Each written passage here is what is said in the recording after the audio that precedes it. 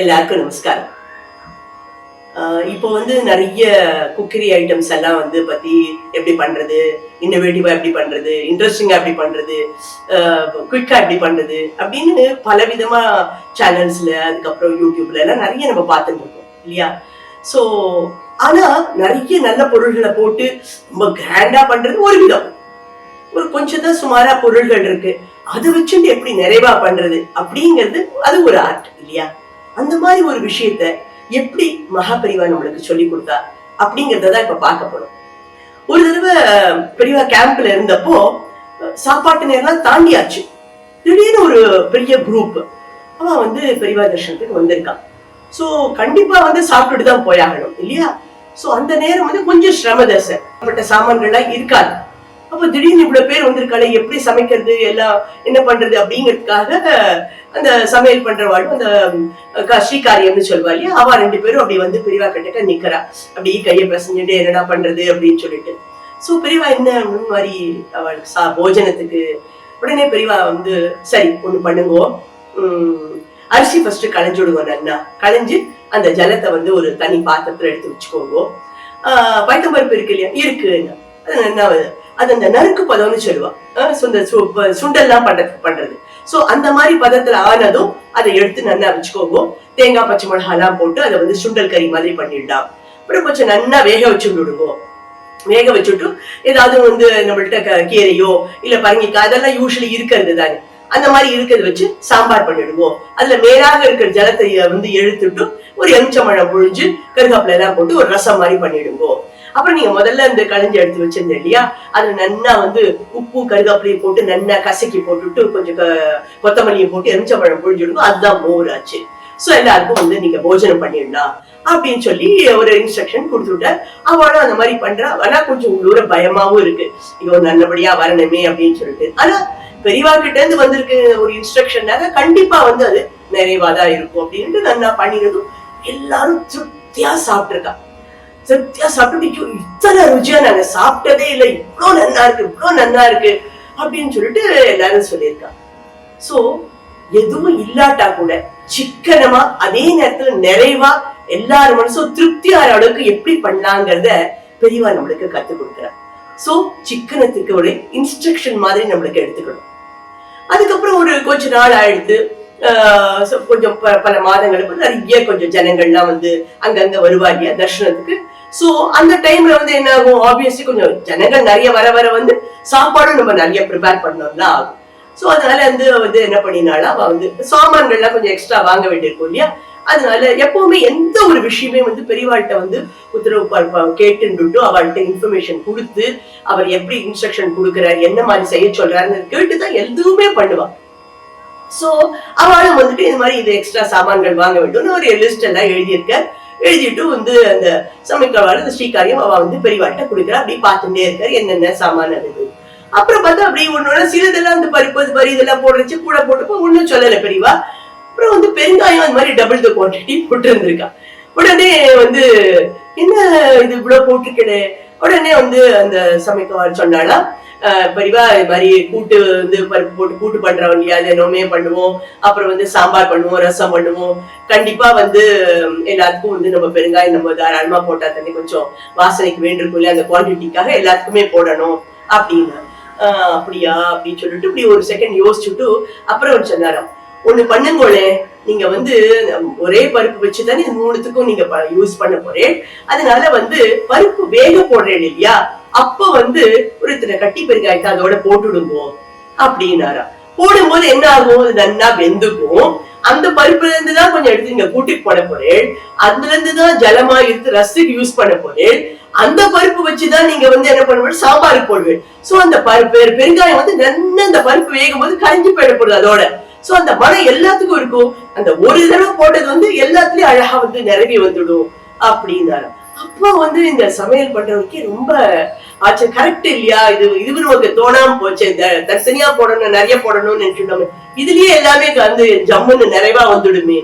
So அந்த சிக்கனமா இருக்கிறது எவ்வளவு முக்கியம் அப்படிங்கறத பெரியவா மறுபடியும் மறுபடியும் பல இடங்கள்ல என்ஃபோர்ஸ் பண்ணியிருக்கா.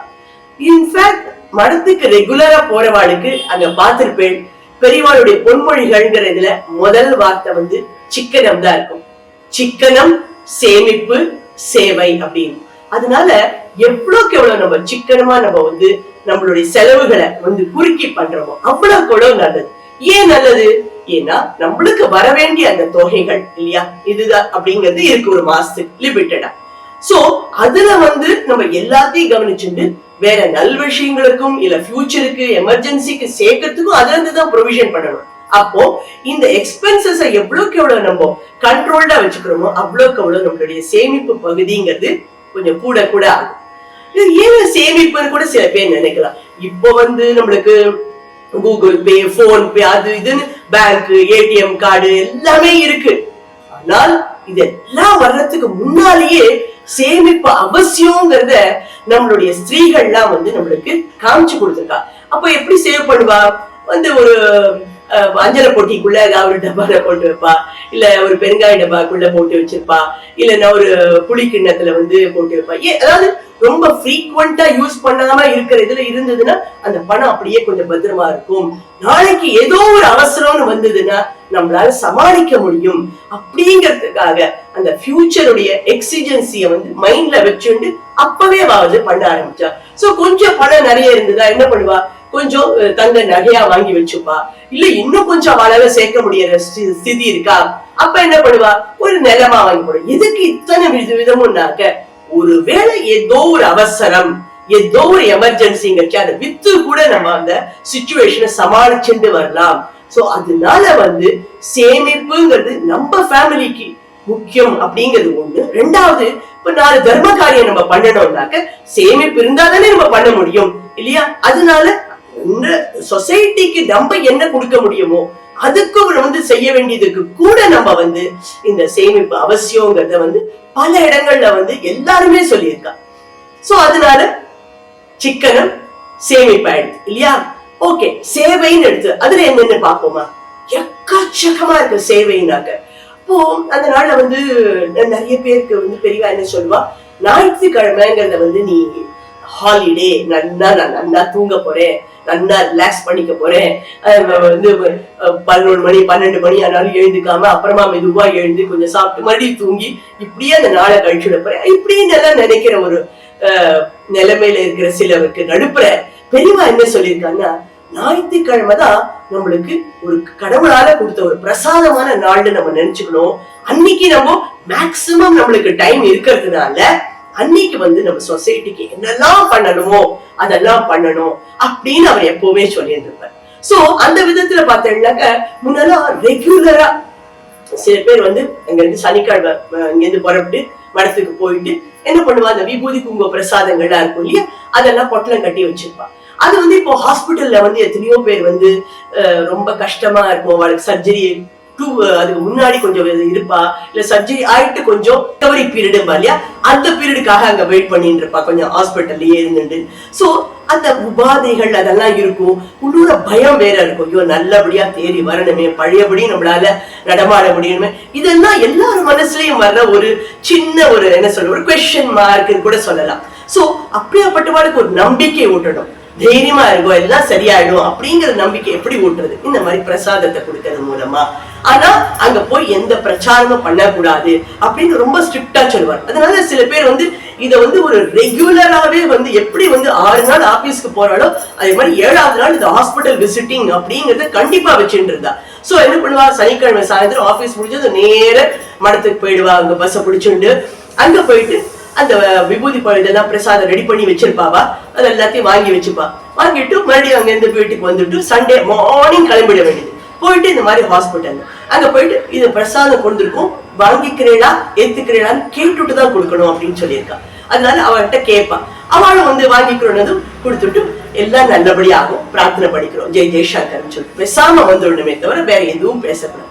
சோ இப்படி பண்ண பண்ண பண்ண நிறைய அந்த இங்க இருக்கிற பேஷண்ட்ஸுக்கு வந்து ஒரு லைஃப் மேல நம்பிக்கை வருது. அந்த நம்பிக்கை அந்த உற்சாகத்தை நம்ம கொடுக்கறதுக்கு இந்த பிரசாதம் ஹெல்ப் பண்ணுது. அது ஒரு அழகான சேவை. ஸோ அதே மாதிரி பார்த்தோம்னா சில கவர்மெண்ட் ஹாஸ்பிட்டல்ல இருக்கிற பேஷண்ட்ஸுக்கு யாரும் வந்து விசிட்டர்ஸ் கூட இருக்கவே மாட்டா. வந்து அங்கங்க சில பேர் வந்து பேசும்போது அப்படியே ஏக்கத்தோட பார்த்துட்டு இருப்பா. ரொம்ப கஷ்டமா இருக்கும் இல்லையா? அந்த மாதிரி வாழை கூட நம்ம நேர பார்த்துட்டு என்ன ஆச்சு, உடம்புக்கு எது மாதிரி ஆச்சு, பரவாயில்ல இப்படி ஆயிடும், கவலைப்படாதீங்க, நாங்க பிரார்த்தனை பண்ணிக்கிறோம், இந்த மாதிரி உட்கார்ந்து பேசிட்டு வர்ற அந்த விசிட் கூட நம்ம வந்து யூஸ் பண்ணிக்கலாம். அது விசிட்டிங் அவர்ஸ்ல நம்ம அந்த மாதிரி பண்ணா அவளுக்கும் வந்து ஒரு ஹிதமா இருக்கும். ஒரு ஓகே ரைட், நம்மளுக்கும் ஏதோ சில பேர் நம்மளுக்கு நல்லா இருக்கணும்னு நினைக்கிறவாடு இருக்கா அப்படிங்கிற ஒரு உற்சாகம் அவளுக்கு கிடைக்கும். சோ அது ஒரு அழகான சேவை. ஜெய் ஜெய் சங்கர, ஹர ஹர சங்கர.